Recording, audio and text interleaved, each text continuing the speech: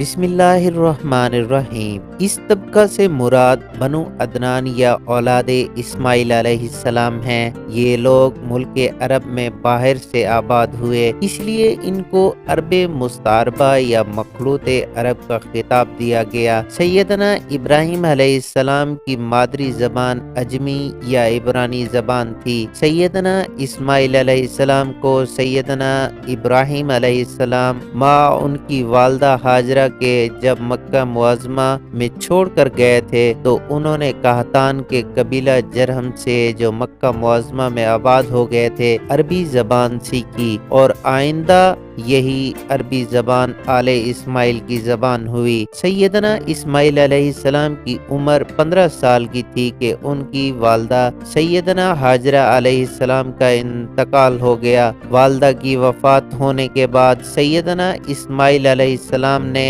ارادہ کیا کہ مکہ سے ملک شام کی طرف کسی دوسرے مقام پر چلے جائیں، مگر قبیلہ جرہم نے آپس میں مشورہ کر کے ان کو اس ارادے سے باز رکھا اور ان کا نکاح امارہ بنت سعید بن اسامہ بن عقیل سے خاندان عمالقہ میں کر دیا۔ چند روز کے بعد سیدنا ابراہیم علیہ السلام اس طرف تشریف لائے اور ان کے اشارہ کے موافق سیدنا اسماعیل علیہ السلام نے اس بی بی کو طلاق دے کر قبیلہ جرہم میں سیدہ بنت مزاح بن عمرو سے نکاح کر لیا۔ ان واقعات کے بعد پھر ارشاد الہی کے موافق سیدنا ابراہیم علیہ السلام اور سیدنا اسماعیل علیہ السلام نے سیدنا آدم علیہ السلام کے زمانہ کی بنیادوں پر خانہ کعبہ کی تعمیر کا کام کیا۔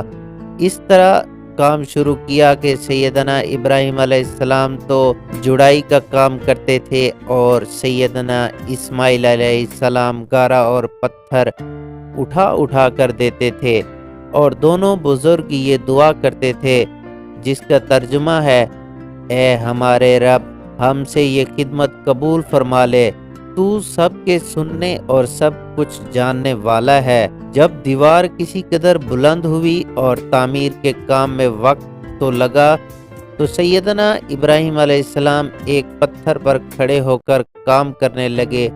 یہ وہی مقام ہے جس کو مقام ابراہیم کہتے ہیں۔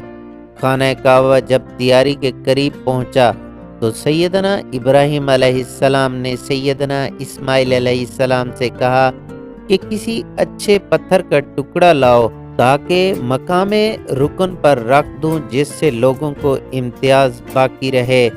چنانچہ سیدنا اسماعیل علیہ السلام سیدنا جبرائیل علیہ السلام کی رہبری میں جبل بوقبیس سے حجرہ اسود کو اٹھا لائے اور سیدنا ابراہیم علیہ السلام نے اس کو مقام رکن پر رکھ دیا۔ یہی حجر اسود ہے جس کا طواف کے وقت بوسہ لیا جاتا ہے۔ خانہ کعبہ کی تعمیر کے بعد سیدنا ابراہیم علیہ السلام اور سیدنا اسماعیل علیہ السلام ان لوگوں کو جو آپ صلی اللہ علیہ وسلم پر ایمان لا چکے تھے ہمراہ لے کر مقامات منی و عرفات کی طرف گئے، قربانی کی اور خانہ کعبہ کا طواف کیا۔ بعد ازاں سیدنا ابراہیم علیہ السلام ملک شام کی طرف چلے گئے اور تا حیات ہر سال خانہ کعبہ کی زیارت اور حج کو آتے رہے۔ خانہ کعبہ کی تعمیر کے بعد سیدنا ابراہیم علیہ السلام کو بیٹے کے ذبح کرنے کا حکم ہوا تھا۔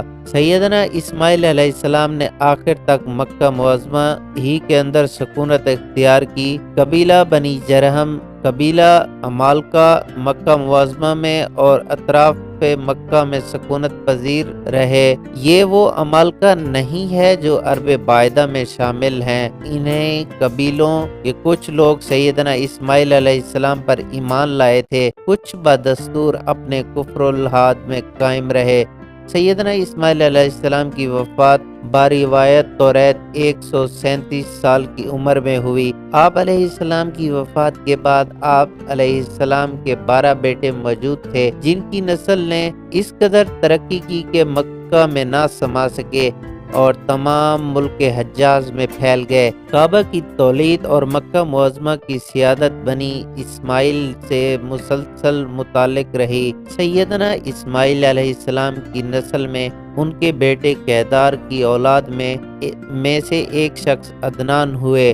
عدنان کی اولاد بنی اسماعیل کے تمام مشہور قبائل پر مشتمل ہے اور اسی لیے عرب مستعربہ بنی اسماعیل کو عدنان یا آل عدنان کہا جاتا ہے۔ عدنان کے بیٹے کا نام معد اور پوتے کا نام نزار تھا۔ نزار کے 4 بیٹے تھے جن سے تمام عدنانی قبائل متفرع ہوئے، اسی لیے عدنانی قبائل کو معدی اور نزاری بھی کہا جاتا ہے۔ بعض عدنانی قبائل کے تعلقات نسبی کا حال شجرہ سے کچھ سمجھ آتا ہے جو آگے بیان کیا جائے گا۔